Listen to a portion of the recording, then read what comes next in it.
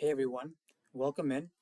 This is going to be an introductory session on privileged access management, what most people call PAM.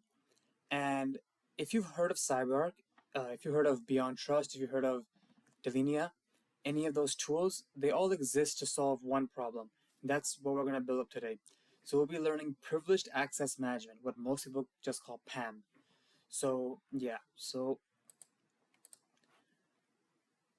what we'll cover. So before we get near a product or a vendor, we need to answer three questions.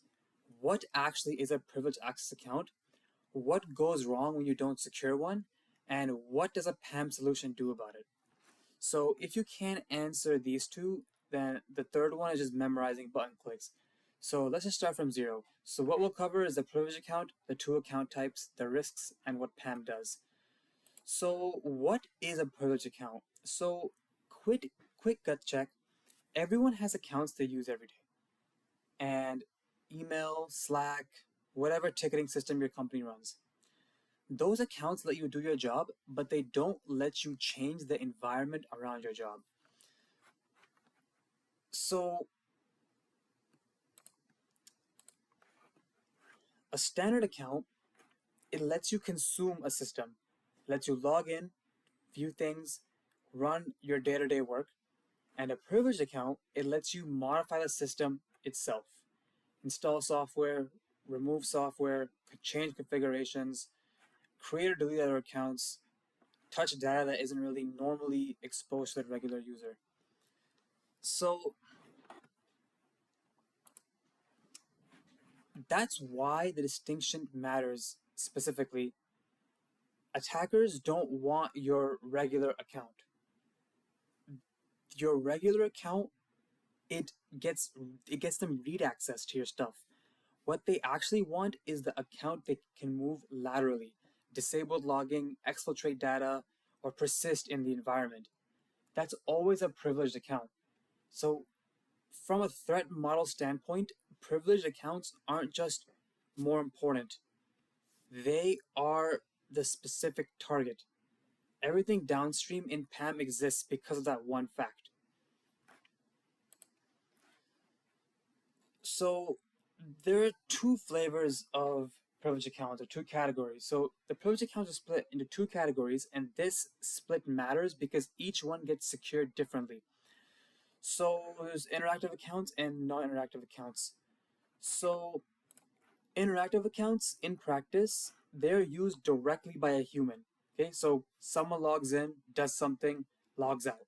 Pretty safe, straightforward. Super user accounts, they are the highest permission account on a given system. Same concept and different name depending on the platform. They are root on Linux/Unix. They are local administrator on Windows and sysadmin in most databases. And whoever holds the account can do essentially anything on that box. Next is domain account. Domain admin accounts in an Active Directory environment. This is the account that manages the directory itself. Creating users, defining a group policy, managing every server and workstation that's joined to the domain. One account and enormous blast radius. Next we have the non-interactive accounts. So no human logs in with these. A machine does, but they still carry elevated permission, which is exactly why they're dangerous if it's mishandled. There's hard-coded credentials with a username and password embedded directly in a script or a config file, so automation runs without a human typing anything in.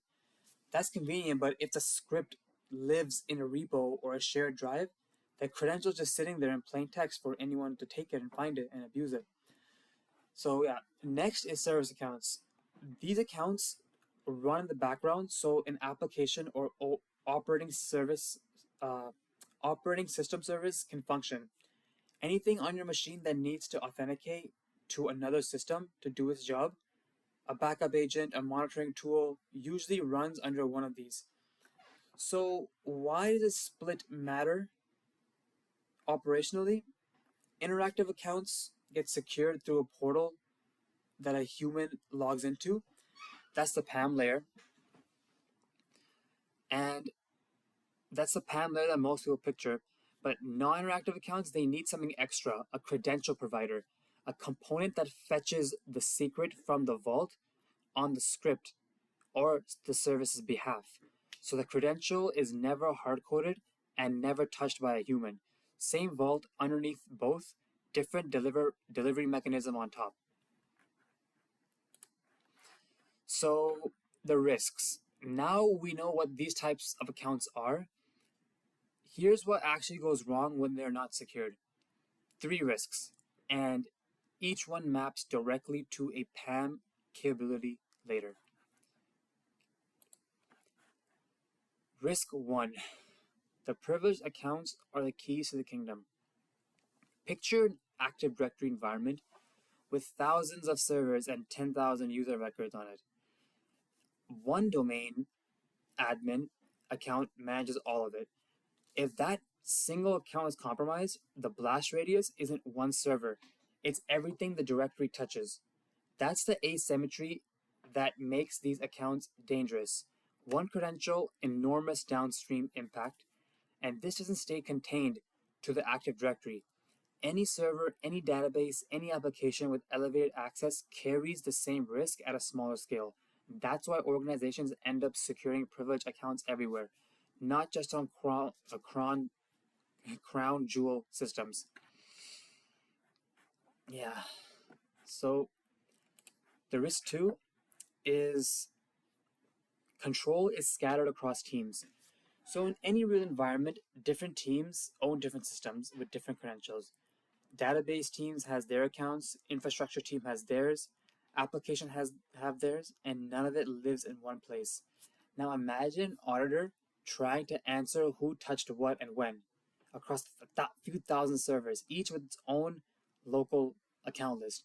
That's not a minor inconvenience. At a scale it's close to inaudible. No one has a view on who can do what. So there's no single view across teams. Risk 3. There is no accountability once you're behind a shared account. So this one is subtle, and it's the one people usually miss first. Say a privileged account is shared across a team and everyone connects to a target server through a normal RDP or SSH client using that shared credential. When you check the logs afterward, they show the account performed the action, not the person. So if 2 people had access to that password, the logs can't tell you which one actually did it. The identity of the human gets masked behind the identity of the account.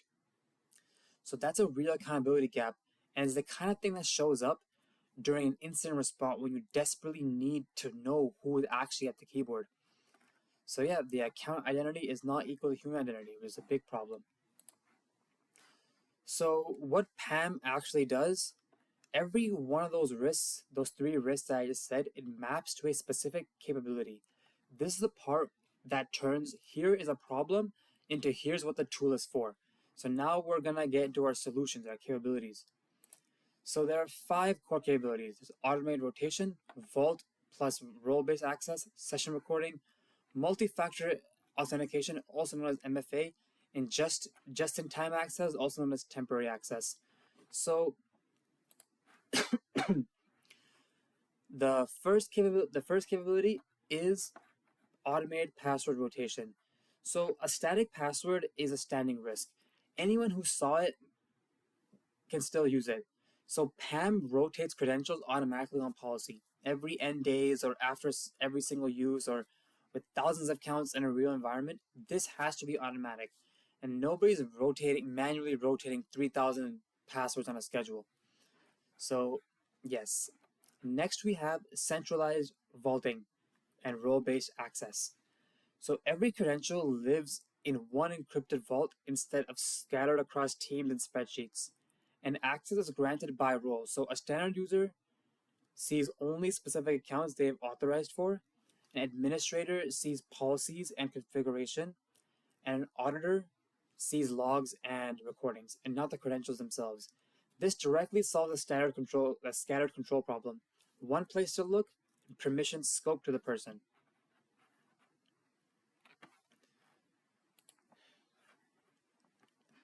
And so these 2 these two capabilities, they were the solutions for the first two risks, which was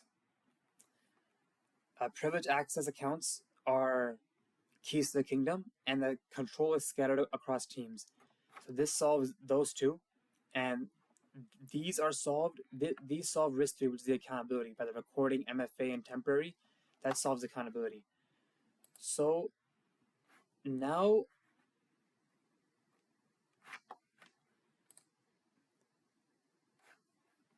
yeah. So we're talking about risk three. So the capabilities to solve that with session recording, MFA, and temporary access. So session recording, instead of connecting directly through the native RDP or SSH, the user goes to the PAM portal, which brokers the connection. And every session gets logged and recorded under that specific user's identity. Not just a shared account did something, but this person, this time, this activity, that closes the accountability gap directly. And next we have MFA, multi-factor authentication, a second layer of verification at login integrated with whatever MFA provider the organization already uses. Standard defense in depth applied specifically at this point where privileged access is granted, which is exactly what you wanted. And finally, we have just-in-time/temporary access. So instead of standing access that sits there indefinitely, a contractor or team on a time-boxed engagement gets access that automatically expires on a set date. No manual offboarding step that someone might forget to do. So, yes. Finally, to bring it all together, a privileged access account is anything that can modify a system rather than just consume it. And those accounts are high value targets because of the blast radius they carry. And without a centralized approach, the control gets scattered and accountability disappears. There's no real accountability for who did what. And a PAM's platform job is narrow but critical. It is to vault the credentials, rotate them, broker every connection, record every session, and grant access based on role and time and not standing default. That's the foundation. Everything else, how the vault is actually architected, how onboarding works, how safe segregate data, it's based on these fundamentals. Thank you so much for watching, and if this was useful, please click the link in the description which leads to the PAM Dev Trainer, which is a study tool I created to teach you CyberArk and PAM. So it's very, very good. Please check it out. And thank you so much, and have an amazing day.